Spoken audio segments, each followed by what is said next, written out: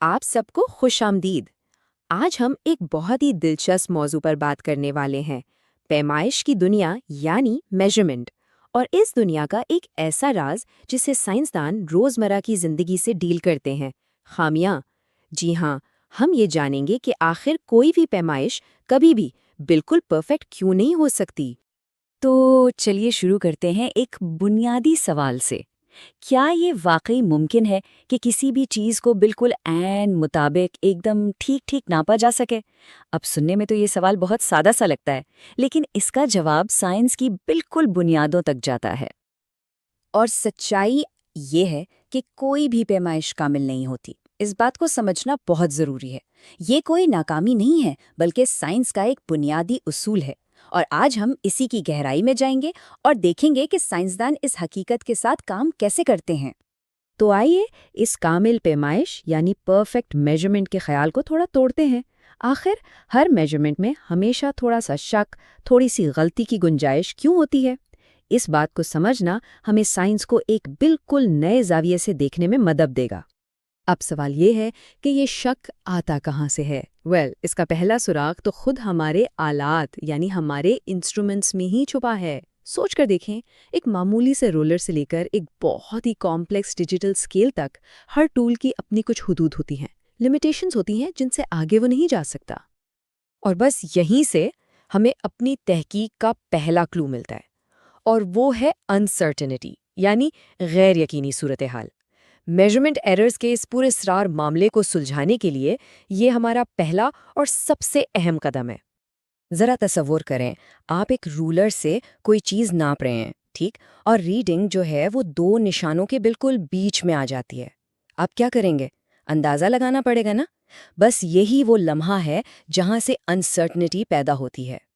तो आखिर टेक्निकल तौर पर ये अनसर्टेनिटी है क्या चीज़? देखें, ये वो नागुज़ीर शक है जो किसी भी मेजरमेंट के नतीजे में मौजूद होता है। और इसकी वजह क्या है? वजह है इंस्ट्रूमेंट की अपनी लिमिटेशंस। ये हमें बताता है कि हम अपने नतीजे पर कितना यकीन कर सकते हैं। साइंसदान इस अनसर्टेनिटी को नंबर्स में बयान करते हैं। जैसे मिसाल के तौर पर ये जो आप देख रहे हैं, प्लस माइनस 0.05 सेंटीमीटर। इसका मतलब ये है कि हमारी असल पैमाइश इस नंबर से 0.05 सेंटीमीटर कम या ज़्यादा हो सकती है। एक तरह से ये ईमानदारी से अपनी हुदूद का एतराफ़ है। अच्छा, तो अब जब हम अनसर्टेनिटी को समझ चुके हैं, तो चलिए अब उन असल मुजरिमों से मिलते हैं जो इन नामुकम्मल पैमाइशों के जिम्मेदार हैं। मेरा मतलब है एरर्स यानी गलतियाँ। इस पूरी जासूसी कहानी में 3 बड़े मुजरिम हैं। पहला, ह्यूमन एरर्स यानी इंसानी गलतियाँ। दूसरा, सिस्टमैटिक एरर्स यानी मुनज़्ज़म गलतियाँ। और तीसरा, रैंडम एरर्स यानी बेतरतीब गलतियाँ। चलिए इन सब से एक एक करके मिलते हैं। तो सबसे पहले बात करते हैं ह्यूमन एरर की। जैसा कि नाम से ही साफ है, ये वो गलतियां हैं जो पैमाइश करने वाले शख्स से ही हो जाती हैं। अक्सर इसकी वजह देखने या समझने की इंसानी हुदूद होती हैं। इसकी आम मिसालें क्या हैं? जैसे गलत एंगल से देखना, जिसे पैरालैक्स एरर कहते हैं, या फिर स्टॉप वॉच दबाते हुए रिएक्शन टाइम में थोड़ी देर हो जाना, या जल्दबाजी में स्केल को गलत पढ़ लेना। ये सुनने में तो छोटी मोटी गलतियां लगती हैं, लेकिन सोचिए, खासतौर पर मेडिसिन या इंजीनियरिंग में इनके कितने बड़े नताइज हो सकते हैं। अब आते हैं दूसरे मुजरम की तरफ, जो कि ज़्यादा शातिर है, सिस्टमैटिक एरर। ये एक मुस्तकिल, एक कंसिस्टेंट फ्लॉ है जो तमाम मेजरमेंट्स पर बिल्कुल एक ही तरह से असरअंदाज होता है। ये गलती बार बार रिपीट होती है और अक्सर इसका जिम्मेदार खुद इंस्ट्रूमेंट ही होता है। इसके वजूहात क्या हो सकते हैं? हो सकता है इंस्ट्रूमेंट की कैलिब्रेशन ठीक ना हो, या वज़न करने वाली मशीन सिफर से शुरू ना हो रही हो, जिसे ज़ीरो एरर कहते हैं, या फिर किसी रोलर पर निशानात ही गलत लगे हों। ये गलती सबसे ज़्यादा खतरनाक इसलिए है क्योंकि ये सारे के सारे डेटा को एक ही डायरेक्शन में गलत कर देती है।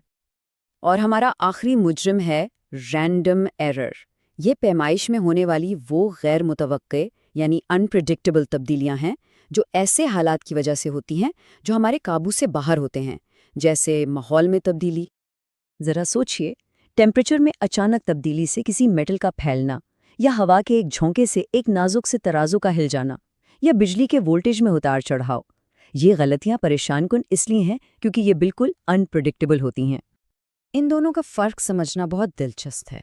دیکھیں، سسٹمیٹک ایرر ایک ایسی گھڑی کی طرح ہے جو ہمیشہ 5 منٹ آگے رہتی ہے، بالکل کنسسٹنٹ اور پریڈکٹیبل، جبکہ رینڈم ایرر وہ ہوا کے بے ترتیب جھونکوں کی طرح ہے جو کسی ریس کے ٹائم کو کبھی بڑھا دیتے ہیں تو کبھی کم کر دیتے ہیں۔ تو ہم نے اپنے مجرموں کو پہچان تو لیا ہے، مگر اب سوال یہ ہے کہ ان پر قابو کیسے پایا جائے؟ فکر نہ کریں، سائنسدانوں کے پاس اس کے لیے ایک پورا پلے بک یعنی منصوبہ موجود ہے۔ یہ رہا ہمارا واضح منصوبہ۔ دیکھیں، ہیومن ایرر سے بچنے کے لیے بہتر ٹریننگ اور احتیاط بہت ضروری ہے۔